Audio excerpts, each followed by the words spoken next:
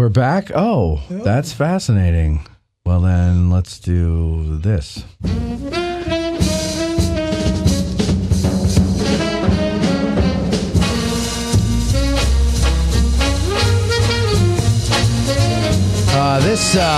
This segment is brought to you by our Patreon channel, ladies and gentlemen. Did you know that there are almost 300 episodes, audio shows over there, and of almost 100. Actually, by now there's more.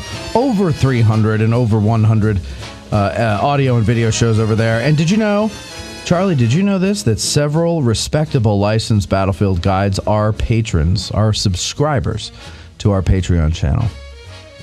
But they've asked to remain anonymous so as not to ruin their reputations. Patreon now allows a 7-day free trial if you're not sure you want to join, and it allows you to purchase individual episodes if you don't want to become a full-fledged member, although it is cheaper to become a member. Monthly and annual subscriptions available, and did you know that that 908 out of 909 college sophomores agree that you can't say you're fully prepared for the guide exam without having consumed all of our Patreon content? Guys, they're college sophomores. Watch the news. They know what they're talking about, okay? Go to patreon.com/addressing Gettysburg and join us today. Now, on to our guest, Charlie Fennell. Charlie Fennell is here. He is, a legendary licensed Battlefield guide. Of course, everybody loves it when he comes on the show. He's one of the, we have many fan favorites. Charlie was probably the first fan favorite, I think. He was the first. Are you okay? Yeah. Is your throat closing up? Do I have to get an EpiPen or something? I don't know. We'll find out. Just keep talking. Are you putting this on? No. For real? Yeah. Oh my God, you sound like Marge Simpson. It'll be fine. Are you sure? Yeah. Well, Debbie went out to get Benadryl. Yeah. Yes. Do we have any EMTs in the audience who can come in here? Yeah, we're fine. You sure? Your face is okay. You don't look red. You don't look like you're swelling. So we're good. All right, good. Okay. Fantastic. Back to Charlie. Ready to go. I don't think we'll have to worry about him falling asleep. No, I don't think so either. Charlie Fennell. Yep. Fan favorite. All right, Charlie. Yes. The guide exam is coming up. Ooh. People are nervous. Very scared. Very nervous.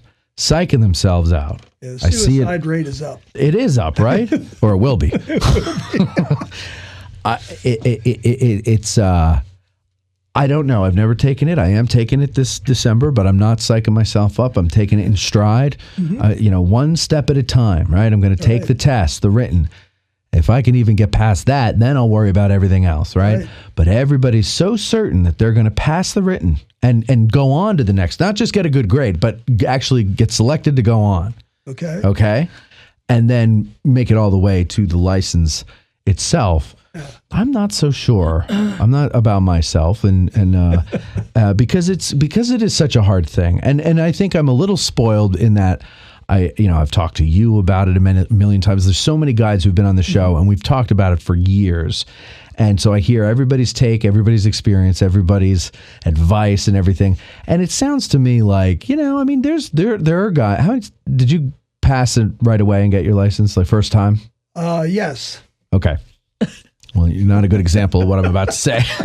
But I'm not a good example for anything. Really. That's true. That's true. No, but there's some guides who I've talked to who failed it the first time. Sure. And then took it the next time and finally got it, right? And but they got it is the point. Right. And I wonder if the fact that we've waited so long for since the last test, 7 years, is longer than everybody's used to mentally, at least, right? I wonder if that has made it to be a bigger deal in people's head, because it's like, I got to get it now. I'm 7 years delayed on this thing, right? What are your thoughts about everything I just said? If you can make sense of what I just said, and pull that mic closer to your mouth, please. Oh, okay. You mean the delay? Yeah. Well, it's not as big as it was from 1929 to 1951. So that was the longest delay they had? As far as I know. Okay. It's before my time. A little bit. Yes. Just a little bit. But I think the anticipation was heightened by the absence of a test. They were giving them about every 2 years before that. So if you missed, you knew just 2 more years down the road, you could take it again. Right. I think the fear is that they'll give this test and then it'll be 7 more years before the next one. Yeah, no, and rightfully so. I mean, because nobody expected it to be this long, you know. I know it was never an official thing, but it seemed like in at least my lifetime, or at least the time that I started coming here from like the 90s, it seems to have been given at somewhere around every other year. Yes. But that just kind of was the way it was for a period of time, not because they say we give this every other year, right? Right. Yeah. So now, though, we might find that they might not need it. Maybe everybody that, no, not everybody. We don't need everybody. But anyway, what would your advice be to someone who is taking the exam on December 7th? Give me 5 kernels of good advice. I think the best advice is drink heavily. Charlie. I love Charlie. Charlie's advice is that's just my kind of advice. That's not good advice. I think the advice, sure? It comes from that relax. Relax. Yeah, relax. Don't get too stressed out because when you do, your mind blocks information. So just try and relax. Try and think of it as maybe a learning experience or a fun experience even. See, I'm trying to look at it as fun. Right. It's like a challenge for me to see what I know. Right. I mean, I want to go as far as I can. I'm not just taking it to see what I know. Right. But for this stage, that's what I'm thinking. I just want to see what I know. Okay. Yeah. Yeah, and just to go out there and just take the test. Relax. If you don't know the answer, make one up. It might be right. Right. Just don't leave it blank. Would you say that one? Can you say anything? I don't know. Yes, Bethany. Go ahead, Beth. Would you say Oh. that people from Clarion have a higher chance of passing the test? I'd say it's 100%. Awesome. Yeah. There's only one person from Clarion ever took the test, and he passed. And that's you. It's 100%. I'm from Clarion. Yeah. There's there you 2. go. So I'm in the room with 2 Clarionians. I'm from Clarion. Clarionites. Clarionites. I never thought I would Golden ever. Eagles. Yeah. Is that what you got? Is that the high school? No, he went to the college. I went to the college. Yeah. Oh, that's right. I forgot there's a college there. There is. Yeah. Yeah. He A didn't lot grow of up people there. do. I did grow up there. Even the people that go to the college. Yes. Oh, you didn't grow up there. No. No, you grew up in Maryland. I grew up in Ford City, just north of Pittsburgh. So just south of Clarion. Why did I always So get- close. They're so close. Yes. Stop it. I was that close. So I would say relax. Okay, relax is one piece of advice. Right. Yes. Now, if someone when I first moved here in 2018, I was planning, I was expecting it to be given in 2019. Sure. And I said, all right, I'll start this podcast and I'll start, getting back into this and studying, and then I got enough time. And then they said, no, next year. And then I was like, okay. And then I stopped worrying about it. And then I just kept doing the show. And somehow all this information has come in, right? Right. But then I realized I forgot most of it already because, people tell me about a show I did and I don't even remember talking about that topic. And I'm like, okay, I'm in trouble. Yeah. Now, I could have said in June, okay, I really got to buckle down and start studying. But then I'd be putting pressure on myself. Sure. And I wouldn't retain anything. I know myself enough, right? This isn't the way for everybody. Some people are good under pressure. Sure. I am under pressure when I have to create something. If I have to remember something, I'm not good under pressure, right? I've got to take my time. So someone, though, who's like really recently starting to cram, let's say September, maybe August or July or June or whatever, but like in the last 6 months of the year, Right. they're starting to really cram. I mean, everybody's different, but overall, generally speaking, good advice, bad advice. Okay. Don't read too much. Okay. There's a lot of stuff out there. Would you say just join our Patreon and listen? Well, that would help. Yes, that would help. That would help. Charlie Fennell said that. I got to yes. mark that. You want to read Codington, of course. That's still the Bible, I guess, on that. I would read Fonz's books. But other than that, the more you read, the more confused you get. Yeah. The old saying is, you read one book, you're an expert. You read 2, you're an idiot. So I don't know what happens when you read 3, but so you're a vegetable. I would try and just keep the information simple.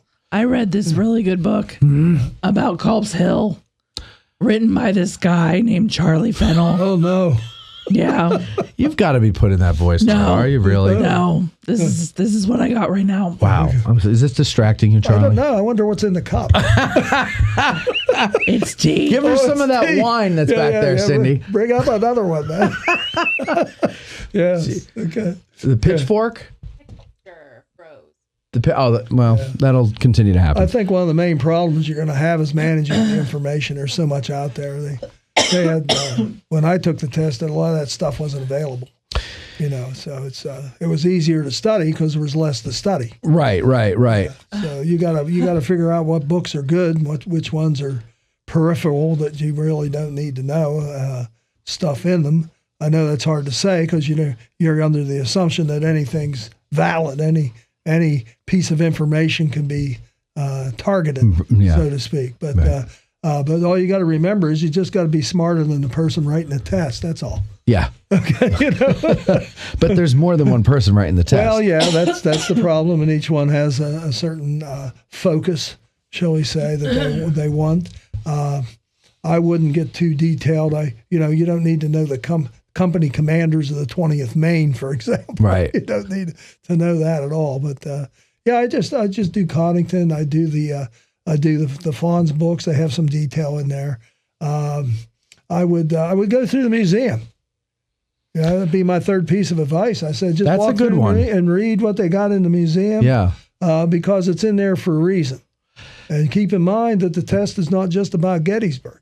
Yeah. So, right. So that, because you've got to put Gettysburg in the context of the war. Right. And the National Park Service is administering the test. It's their test. It is. Yeah. It's their license. That's right. And the National Park Service, correct me if I'm wrong, is in control of the narrative in the gallery at the museum. Is that right? I would believe so, yes. So then maybe it would behoove us to go through there and really get familiar with what they want us to say. Just walk through and read. They got the little videos in there and stuff. I mean, it covers the causes of the war, which is a valid target for the test. It covers the numbers. Mm-hmm. One of the big stress points, at least when I took the test, is just how many people were here. We still don't know. Okay, but the museum has a number. So if you put that number on the test and they mark it wrong, it's in your museum. Right. So I would go with that. I mean, you could use the little handout, the map handout that they give you, but I don't think they have the numbers on it. No. They don't anymore. No. They don't know either. No, and I recently... see, we're coming back. Coming back. Okay, good. Coming back. That's good. Yeah. I recently noticed that... She forgot it. The number at the beginning of the museum is different than what Chris Quinn said to me the other day. Okay. So what did he say? Well, what does it say in the museum, and what did Chris say? I think it says 620,000 people died during the course of the war, right. And I think he said to me 700. Oh, like the new number I keep hearing is 750. 750. Yeah. Yeah, that came out. And I mean, that changes. Sure. It's going to change constantly. Right. Oh, yeah. I think they used census records to find out that it was usually 622, that was too low. And so 750 is now the new normal. Yeah. Okay. So.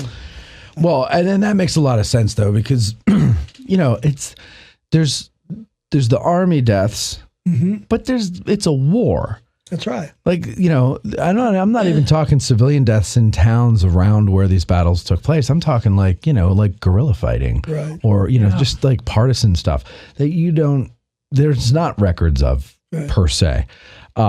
Real quick though, folks, everybody's commenting on how the picture is frozen.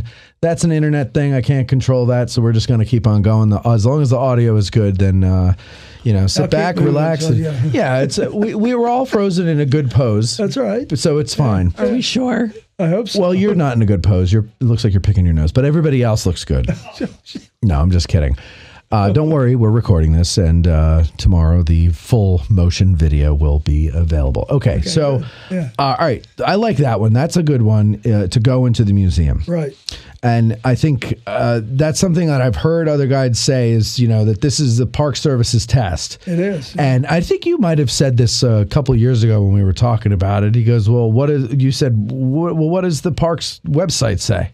Yeah. I forget what we were asking. Right. But it was, and he goes, I would go by that because that's what they're going to add. If that question comes up on the test, yes, that's the number they're looking for. Exactly. So go by what they say. Forget about the latest book that you read that claims that they have new numbers. Right. Unless the question says, according to such and such, how many people. Yeah. What does the Park Service say? Yeah. Yeah. Okay. Do they talk at all about Eisenhower?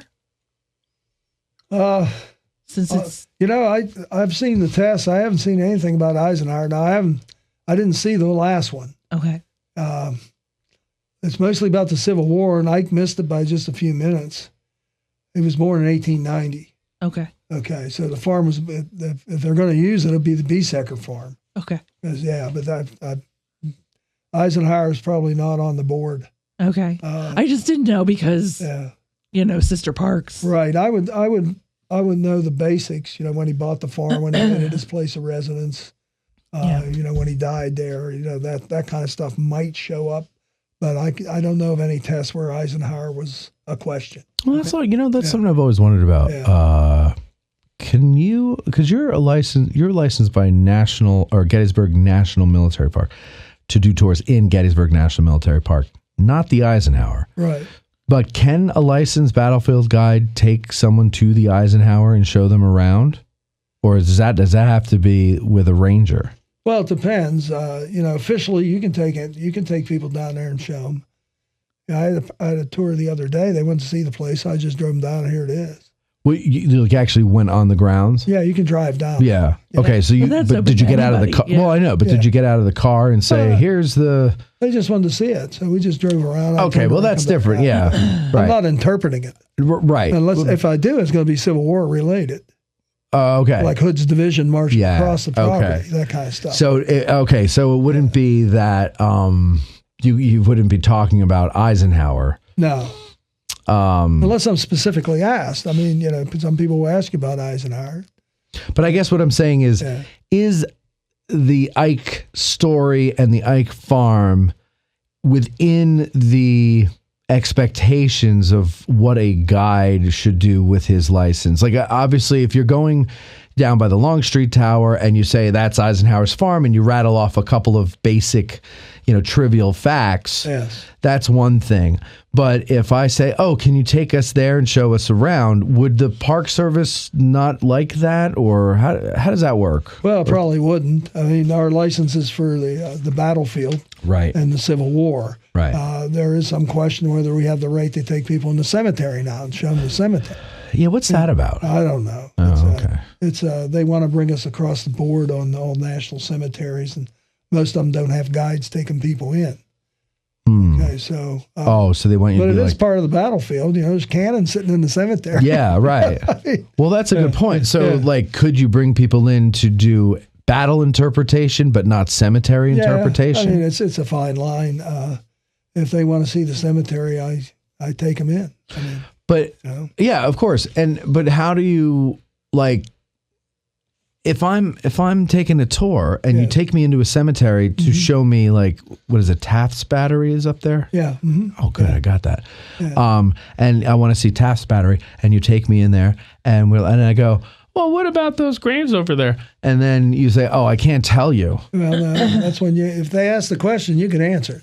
Oh, that you can. Yeah. But so it's not, I'm not sitting on a corner saying, hi, I'm Charlie Fennell. I'm going to take you on a tour of the National Cemetery. Come on. That you can't do. I'm concerned that you're sitting on a corner saying you're Charlie Fennell. I mean, he kind of looked like me there with that wig on. He was going to younger Charlie Fennell. Younger Charlie Fennell. How long have you been a guide for? It's my 39th year. 39 years. Yeah. Almost 40. Almost as old as I am. Yeah. Do you have a picture of yourself when you started? I have some that are pretty close to when I started. Why, you want to see one? Yeah. You have them on you? Huh? Do you have them with you? No, I don't carry those around. I was like, wow, hey, look at me when I was younger.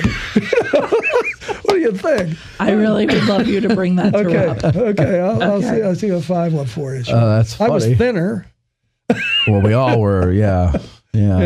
But anyway, so I would definitely go see the cemetery. Another recommendation I would have would be to drive the battlefield if you have the time. I mean, if you live around here, get out there and take a drive and look at the monuments. One of the things that helped me with the Order of Battle for the Union Army, I mean, the Confederate Army's out there, but the Union Army, the monuments are kind of in brigade order and division order. Right. So if you can visualize the monuments, I mean, if you get stuck for a regiment in somebody's brigade, but you can pull up the picture of the battlefield where that brigade fought, oh, that's one of them right there. Yeah.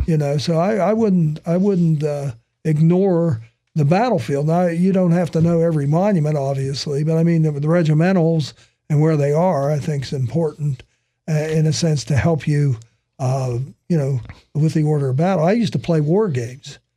Yeah. And that helped me with the Order Did you of Battle. really? Oh, yeah. I got The computer games or board games? Tabletop, like Avalon Hill. Oh, yeah. I got old board games. Yeah, awesome. Yeah, my wife's already thrown me out of the house. I think we got like 500 of them. We'll talk later. I have an idea for an event. Okay, very good.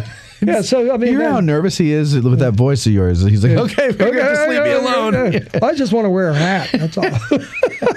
You want to wear this? Let him wear your hat. That's all right. Oh, no. It'll make me look taller.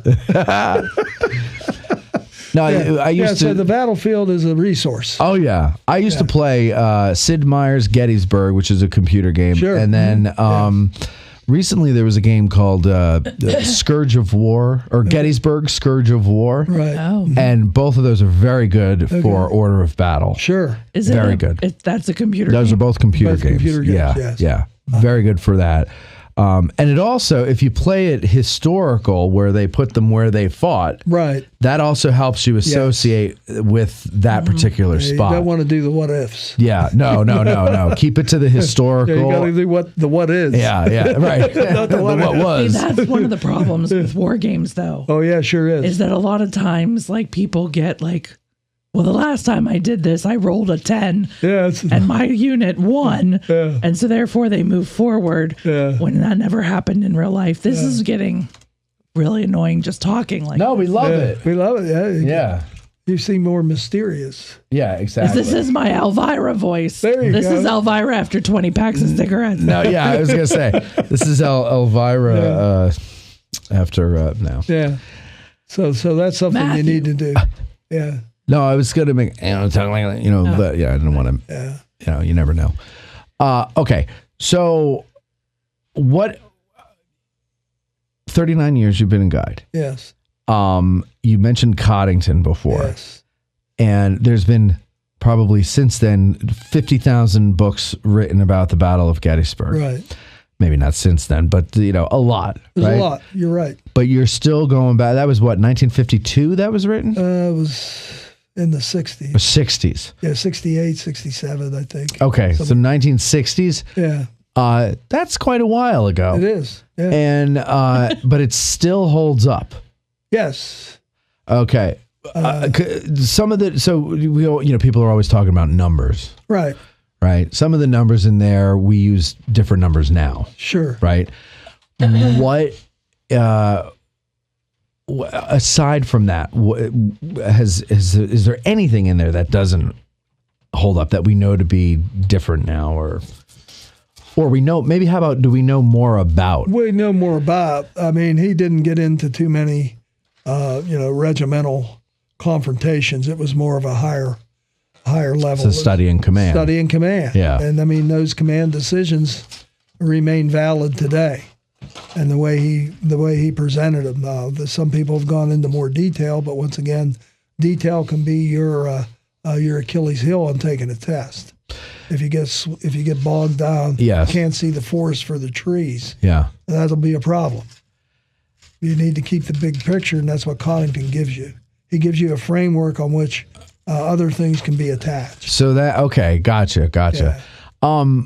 You're an educator. Yeah. Right. Is that what you were doing when you took the guide test? You educating? Yes, I was. Yeah. I was teaching at West Virginia University.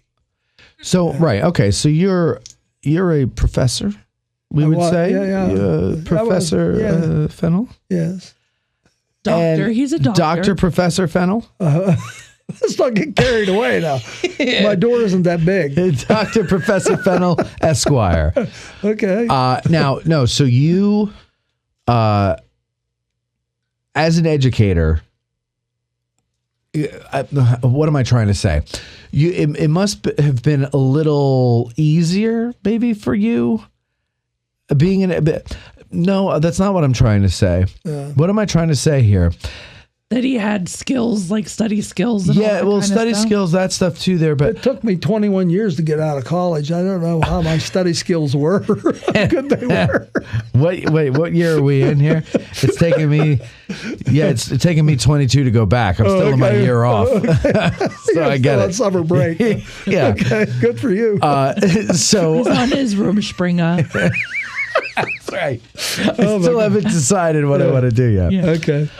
No, so you want to take the guide exam? I'm going to take the guide exam.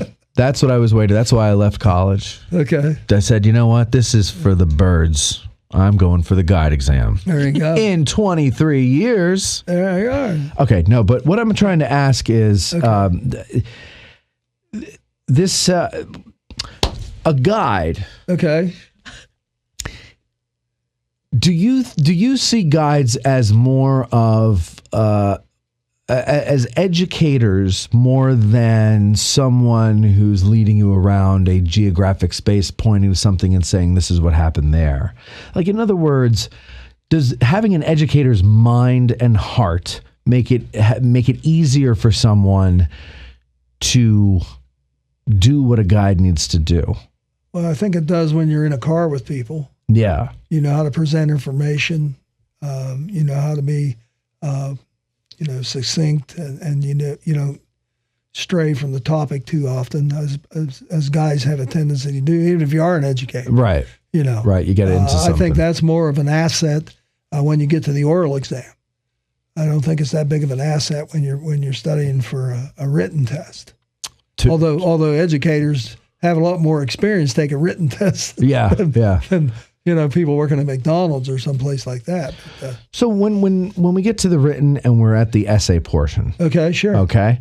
What is your advice? Because you assign essays, I'm sure. Yes. Right? Yes. And you've got to read them to grade them. Yes. And I'm sure there are some that just make you want to just, ball your fists and throw them through the wall.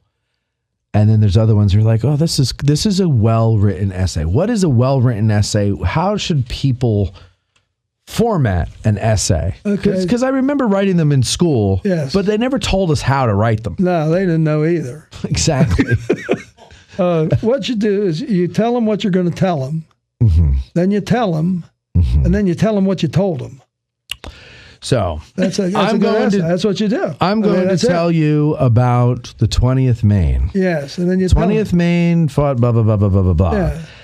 In conclusion, the 20th Maine did all the stuff that I just told you. Right. Right. Yeah, you have an introduction, 1 page, 3 paragraphs. A body, and a conclusion. Right. How many paragraphs? Multiple. Well, it depends on what you know and what you don't know. The less you know, the more you write. How many sides of it? That's true. Yes. If you know what you're talking about, you get right to it. Keep it right down to points. But it doesn't. It's some essays would definitely demand more ink than others because the topic would be broader, than other topics. So it depends. You have to answer the question. Whatever the essay's asking, what's the significance of the Wilmot Proviso? No, that was on one of the guide exams. Yeah. And, you have to have a 4-hour tour to bring in the Wilmot Proviso. Right, I mean, it's a 2-hour tour you don't have time for. Right. But be that as it may, I mean, this is what you get. I mean, that would be a fairly succinct essay rather than having one that says, discuss the political and economic implications of the Compromise of 1850, for example. So it depends on what the topic is how long the essay has to be. I always found that the longer the essay, the less they know. Yeah. But For the guide exam, though, they're not going to read a 3-page essay. I don't know. I never graded one. But I would imagine that they wouldn't waste. There's 158 tests. Exactly. Coming in. Right. Okay. So I don't think they're Throwing going down the steps. The ones that make it all the way down are A's, right? That's a great way to do it. Oh, yeah. I have some nice steps at my place. Yeah. I love that idea. Yeah. Yeah, just throw them down the steps. They call that stairwell H. That's the. I don't get the joke, but I love your voice. It is. No, stairwell H is the big. Is the big stairwell in the visitor center. Oh, yes, that's okay. it. That's it. Yeah. Gotcha. Oh, yeah. Yeah. There'll be very few get to the bottom of that one. Yeah. But anyway, yeah, that's generally what you do. You have to have an organization. I mean, if you're scattering all over the place, people know you don't know what you're talking about. Right. So once you tell yourself, you put down what the basic point is. Restate the question. Mm-hmm. Or just restate the question. Your opening sentence. Give me an example of restating a question. So the question is, what is the significance of the Wilmot Proviso? Okay. And then I would say, you would say, what do you think the significance? What do you think? Who's taking the test anyway, right? But you would say, well, the Wilmot Proviso is considered one of the most significant political moments in American history. And then you would go on and tell. Oh, gotcha. Yeah, and then you would go on and explain why. Incorporate the question in the answer. And then from the above information, you could see how this proviso signaled a change in political alliances that will basically lead to the Civil War. Right. Okay. Okay. So that would be your conclusion that without the Wilmot Proviso, maybe the Civil War could be avoided. So people are replaying this part, memorizing what you just said. Yeah. Well, I don't know if they probably would put the Wilmot Proviso. You never know. And people are probably Compromise terrified. Of 1820s Noah's Ark principle. Yeah. See, that's where you lose me. And that's why I am just like, let's see if I can just. Yeah. Get somewhere. Well, hopefully the test will not be a study in Trivial Pursuit, which is what it was becoming. Okay. Back in let's say the mid 2000s, it was a Trivial Pursuit test. Fine detail. Put a monument up. What monument's this? Well, what does that do?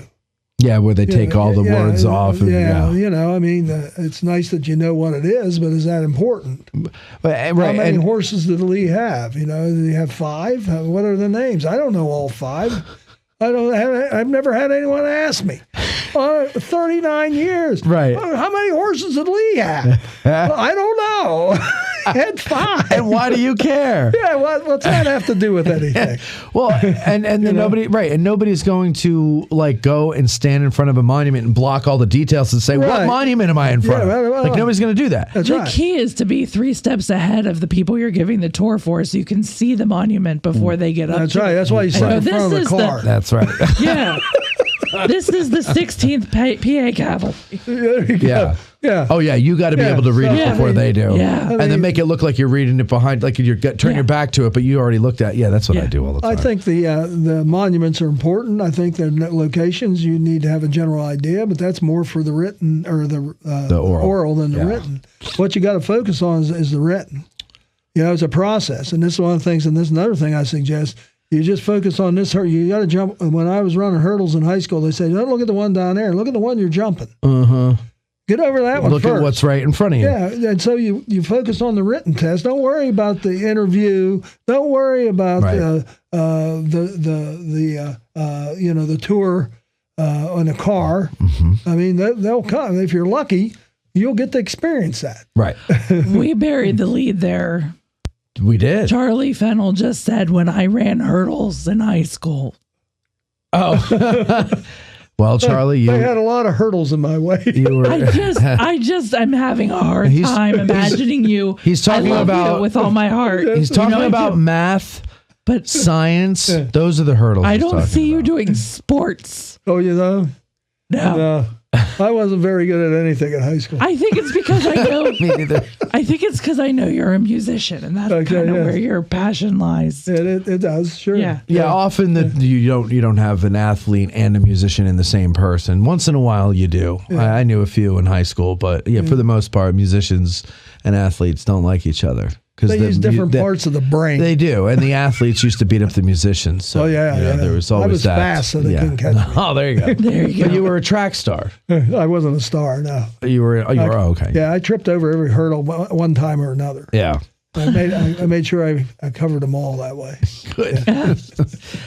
Yeah. Okay. One more piece of advice. Anything else? Let's think. If you have one more. Day of the exam, I get a good breakfast. Sit around with some of your friends. Talk about anything other than talk about what you're going to do when you become a guide or something. I wouldn't stress it out. They're just like, once again, the key once you get in the room is to relax. Now the problem, as I see it, for the testees today, is that there's a lot of information. You like that testy? Yeah, you thought I said something else. You got to pay attention here. Okay, I'm trying to tell you something. I love you so much. So let's say you try to ruin my thought here. Yeah, but sorry. But anyway, for those that are taking the exam. Thank you. There you go. Those the that are test taking takers. taking the exam. I would say that you just you know it. You go in with that confidence that you know it, and just sit down and take the test. Now the problem I was alluding to, there's 158 people taking the test. Right. They're going to hire 158 guys. They aren't putting that many on. Right. At least I don't think so. Right. Don't quote me. I'll deny. But that would double the guide force. Well, yeah, it was more than double the guide force. Maybe out of that 158 would get some guys that want to work. Yeah. I don't know. But the point to be made, right? Yeah. But the point to be made is the competition is at a different level than it was when I took the test. How many people were taking it? A little over 40. Okay. Took the test. Now this was last century. This was in the almost dark ages. Right. You see, and they had given a test. They usually only gave a test when they needed guides. Mm-hmm. And guiding interest in the battlefield started to rise in the 70s and 80s, and of course we had the Ken Burns thing there, and so they needed more guides. So they gave a test, and you had to pass with a 75. Everyone that got a 75 passed, and everyone that got a 75 that passed would eventually be given the chance to do an oral exam. It's not like it is now, or at least it was in the past, where we need 20 guides. We're going to take maybe the top 30.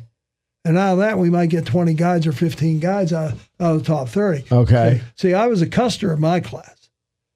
I had the longest hair. I was a custer. And I was last in my class. You were the custer. Yeah, I was. I was last in my class. Yeah. I was last in the written. I missed one question. I'd be a bartender in some dive in some small town in Florida. Maybe up in Clarion. Maybe up in Clarion. Yeah. I'd go to the meeting place. Right. Yeah, the meeting place. That's where I'd there be. You go, yeah. So I'm from Clarion. There you go. A voice. Oh, I guess the ghosts are out. It is Halloween. Right. I hear voices. The mayor was there. He loves making fun of the way I say things. Oh yeah, that's Does okay. his wife know about that's how Charlie and I found out that we had something in common, because I said something one time at an event, and he looked at me and he goes, "Where are you from?" Really? And I said Clarion. He goes, "Oh yeah, only people from I'm from Clarion would say that." That's where I met my wife. Yeah. In Clarion? Yeah. You did? Yeah. More people are dying in horrible ways in Gettysburg, Pennsylvania. Than in Clarion. No, that ain't Clarion. I'm from Clarion. Do you want to hear? So Bethany, there's a 1970s sitcom written about our beloved Bethany called Bethany with an exclamation point. The story is this, Charlie. Here's the premise. She moves to Gary, Indiana, okay, to take care of her aunt, played by Charo. Remember her? I do. And downstairs is it's a 2-family home, And downstairs are the landlords, which are 3 sisters who live together, played by Jack A. Harry. I forget what was the woman from Give Me a Break? Nell Carter. And I can't remember who the Della Reese? No, it was the woman from... I didn't know them all when you first said them. So yeah, because you don't know 70s sitcoms. Anyway, the lady from Good Times. Okay. Or maybe it was Della Reese. I don't remember who the hell it was. But anyway, right? Okay. So Bethany, it's all about her and how she takes care of everybody. She's only supposed to take care of Aunt Charo. Yes. But before long, she's taking care of everybody in the house and frivolity ensues. And here's the opening theme to that song or to that show. Bethany. I could house that loaf. Houses and loaves, she usually takes I usually take smaller bites. Dun dun. Oh my God, my gut hurts. But when she cracks up, she jokes and snarks. How lucky are we to know a broad like Bethany? There you All go. of you love me. Oh my gosh. We have too much time on our hands here. Really, just one. Well, I do have. I have too much time on my hands. Yeah. I wish I did. I work for the foundation. I just There's like no to time. wish everyone taking a test good luck. Never hurts to have luck. Doesn't hurt to have luck and good advice. And I think you gave us some pretty good advice there, especially the part about going into the museum. Yeah. That is pretty good advice. Yeah. You got to go to the museum. You do. Right? I would. I would too. I will. Again. And more. Charlie, I love you. Well, thank you. Yes. We do love Charlie Fennell. He's one of my favorite humans. Thank you so much. Thanks for you, having Charlie. me. Thank you. You're very Nice seeing welcome. you, Yeah. Bethany. How's your wife doing? She's doing very well. Yeah. Yeah, She's a sweetheart too. You just want to catch up? Look how cute he is. I know. He's adorable. I could have had on it. Yeah. I know. I look younger with a hat. Did you go to West Point? No, my son did. Oh, very nice. Yeah. He also plays an instrument, doesn't he? Yeah, he played trumpet. Trumpet. And you play trombone. I do. And what's the band that you play in? Well, I play in the lyric band of Hanover and the Hanover Symphony Orchestra. There you go. So if You you're just ever... missed the concert. Oh, yeah? It was last weekend. I went to one last year. I sat in the back so that I could Heckle Charlie. Ben Hansford. Oh, yes, Ben, sure. Was- Yeah, he yeah. plays too. Yeah. He's going to be playing in the spring. Oh, is he? Yeah, he's Okay. coming back. Good. Oh, good. Yeah, plays viola. Yeah. Wonderful. Wonderful. Charlie, thank you for your time. Well, thank you for Yay, having me. Charlie. And we'll be right back, ladies and gentlemen, after these words. Craving a Hot Pocket or a bag of popcorn? Now's the time to go and get it. We'll be right back.